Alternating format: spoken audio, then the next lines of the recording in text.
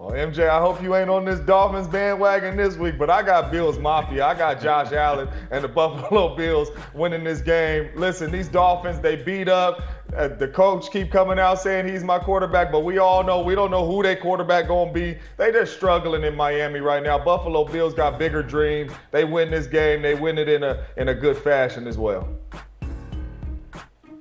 Yeah, JJ. I think Tua's been playing better. Mike Gesicki, he's getting open, the matchup nightmare, all of those things. But at the end of the day, I think the Buffalo Bills is just a better team in almost every position. That's why I got the Buffalo Bills winning this one, 33-17. I think it'll be closer to what people think, but definitely it'll be a blowout. I got the Bills winning this one. Yeah, I may be a bleeding heart, but I'm no fool. I have the Bills taking this one, 36-27, the final. All right, what about Panthers-Falcons, James?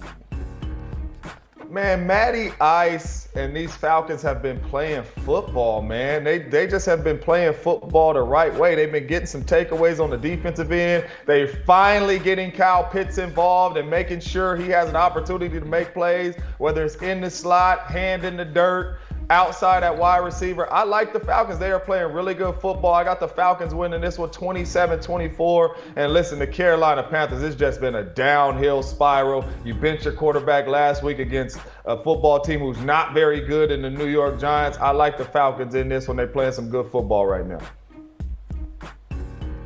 Yeah, JJ, a couple weeks ago, man, I told myself I was never picking the Atlanta Falcons ever again, man. It pissed me off, okay? Then they started throwing the ball. To Kyle Pitts, man. I mean, you take the number 8 off him, put the 11 on him, and he looks like a young Julio. I'm sorry to say it, but he does, man. He's a big guy, and I think he's the future of the position, man. So I agree with you. I got the Falcons winning this game 23-20. It'll be close, but I think the Falcons win in a late field goal. I must have put a little spell on y'all, because look at us, all of us rolling in the same direction this week. I have the Falcons too, 25-20. They beat the Dolphins last week. And listen, the Panthers are on a losing streak right now. Take advantage. Y'all got Kyle Pitts going. This is what we wanted to see. Go on and get that dub. Well, you see, last time they took the field against the Brownies, you see what the Brownies did. They played defense, and they ran the ball down their throat. They got these screen passes out. They have a young back there. His name is Najee Harris. When he touches the football, this is a better football team. This is a better offense. How many times can we get Najee the ball? Mike Robb just talked about the Saints getting Alvin Kamara the ball. Well, this guy is built like Alvin Kamara. He could catch it. He could run it. He's not going to get tackled by the first guy. You have to get him in space.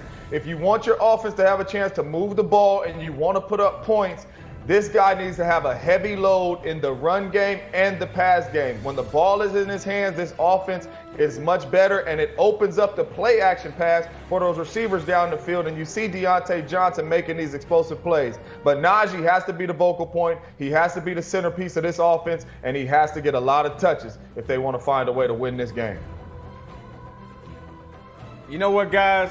It's nothing like hearing a wide receiver talk about running the football. Man, I love to hear that, man. I love to hear that, James. You know some football, man. And this kid, Najee Harris, he is pretty special. And if I'm the Pittsburgh Steelers, I get him the ball any way I possibly can, line him up at Wildcat any possible way. But Cleveland Browns got a guy on defense, man, and Myles Garrett, 9.5 sacks already. I think all 5 offensive linemen need to go block him and just let the other 3 guys be wide open, because they won't do nothing. Because Myles Garrett is just that dominant, man. And it's not just rushing the passer, man. It's also stopping the run and allowing the linebackers, Malcolm Smith and company, to just run and make tackles. So the Pittsburgh Steelers offense, some way, some capacity, they have to control this dude, because he's probably the leader in the clubhouse for Defensive Player of the Year right now. And he has great ability to be able to totally take over the game and almost win it by his damn self, man. All right. James Jones, pick it. You know what? I was leaning towards the Pittsburgh Steelers until Mike Robb showed Myles Garrett coming off the edge. No, I'm playing. I had the Brownies in this one the whole time, man. I like the Brownies. You got Nick Chubb coming back. I got the Brownies winning this one 31-28. Nick Chubb coming back. Bake coming back. They're going to run the football. And you've seen the defense. You've seen Myles Garrett. I think they're going to cause a lot of problems for Big Ben, getting him off the spot. I like the Brownies winning this game. But it's going to be a close one. This division right here, so this one will be close.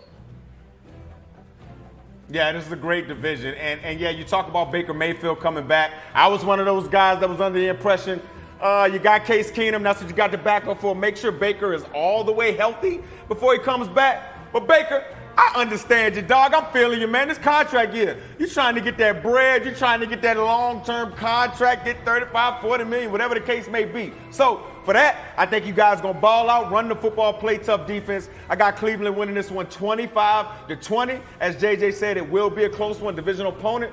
But I think Cleveland's just the better team. I hear you guys. You're making a lot of sense. Very rational. The way Myles Garrett gets off that edge. It is a movie, a horror movie.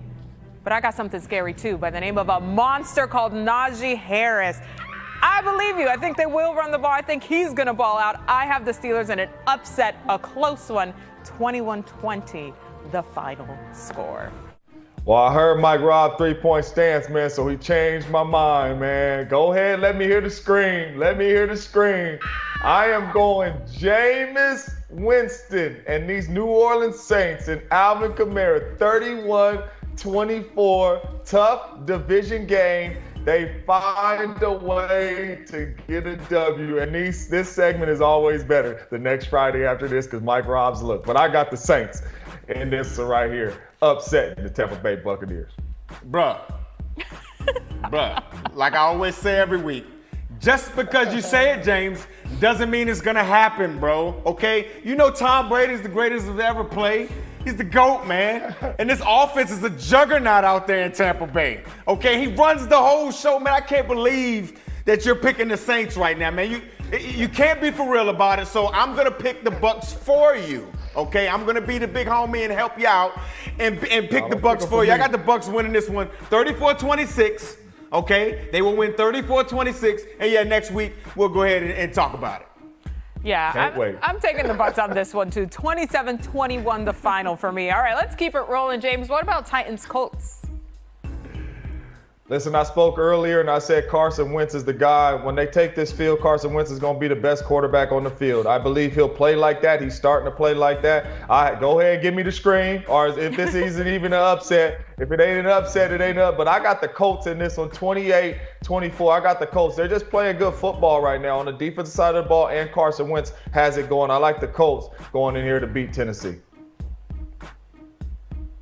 I can't wait to see this running back matchup. The number 1 and number 2 rusher in the National Football League, King Derrick Henry and Jonathan Taylor. I think this is going to be Jonathan Taylor's breakout game. And I think going up against King Henry, I think he is the reason why the Indianapolis Colts gets this must-win game to stay in the division. I got the Colts winning 18-15. Yeah, it's a funny score, but I think it'll be close like that. You know, it feels weird. It feels wrong saying it, but the Titans are the upset in this one. And I got them.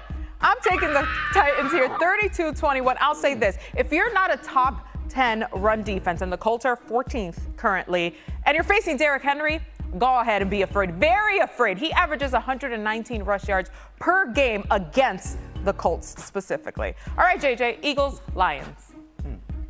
Just because you say it, sis, don't mean it's going to happen. Wow. Eagles, Lions. Listen, Detroit, stand up. Detroit, stand up. This is the week. This is the week that you get your first W. Listen, it's certain games when you're not a good football team like the Detroit Lions, but it's certain games where you watch film and you get up for it because the Philadelphia Eagles is not a good football team neither. And the Detroit Lions know that, and they are going to get their first win this week. I got Detroit winning this one. Upset Detroit. They will be 1-7 after this week. Is it something I'm missing? Did Sean McVay quit with the Rams and get hired with the Lions or something? That's the only way I see the Lions winning, okay? Jared Goff does not win without Sean McVay, okay? And I didn't hear that news, so I don't think it happened. I think Philadelphia and Jalen Hurts gets this win, okay? I think the Eagles win 26-25. I do think it'll be closer than what people think. But the Eagles get the win by a point. Think about it, JJ. The Lions stole 3 possessions last week and still lost. Come on, man. I got Philly winning this. Hey, that boy, he talking about how bad the Lions are. He got the Eagles winning by 1 point. Exactly.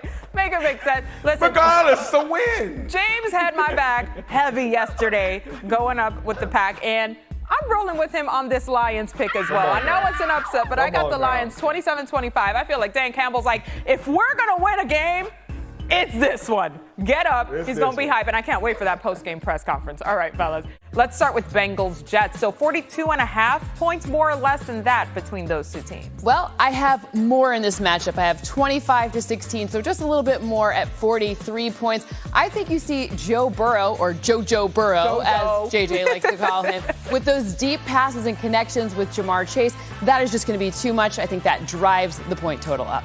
Okay, so last week, in week 8, a question last week, 8 games, Giants and Chiefs, more than 52 points? This one's going to be less. I have 29-21 in this matchup. The interesting part here is I do think that the Chiefs get back on track, but part of that means running the football more. So that means a few more of those kind of longer drives that take up more time, which means fewer total points in the entire game. Then there's no team. I've never had a 65-12 prediction, but if I do, that's going to be incredible. I know. That's my we favorite didn't thing check he's ever the said. abacus on that one. I love it. All right. The Chargers had their most terrifying loss in franchise history to the Patriots last season, 45-0. Will they be able to exercise those demons from that loss on Sunday? Oh, you better believe it. The Chargers is the boogeymans in this one. I got the Chargers winning this game at home. They are coming off of a bye week, and they have the boogeyman at quarterback, and that is Justin Herbert. They are going to win this game, as you can see, 38-24. But Justin Herbert, Mike Williams, Keenan Allen, too much. They coming off a bye week. They getting fresh. They angry. They just lost. They got beat up by a Baltimore Ravens team. They are going to respond. Their coach is going to make sure they respond, but they are the boogeymans in this one. The Patriots are in big trouble. Ooh, okay, so you're taking the Chargers in this one, I'm guessing, JJ? You better believe it. 38-24, Justin Herbert, Mike Williams, the boys, they ready to go to work. Like I said, bounce back from that Baltimore loss. They're going to put it on the Patriots. Okay, so I have a 3-point win, just a 3-point win in this one.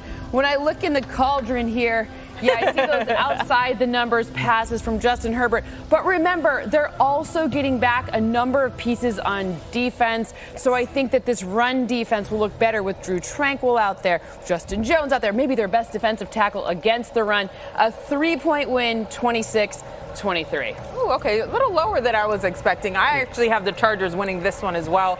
32-27. They've got some spells and tricks up their sleeves. More importantly, healthy guys coming back. Like you said, Cynthia, I think the Bolts will get it done. Justin Herbert as the Lord here of all the Bolties. I like it. All right, JJ, Cynthia, thank you.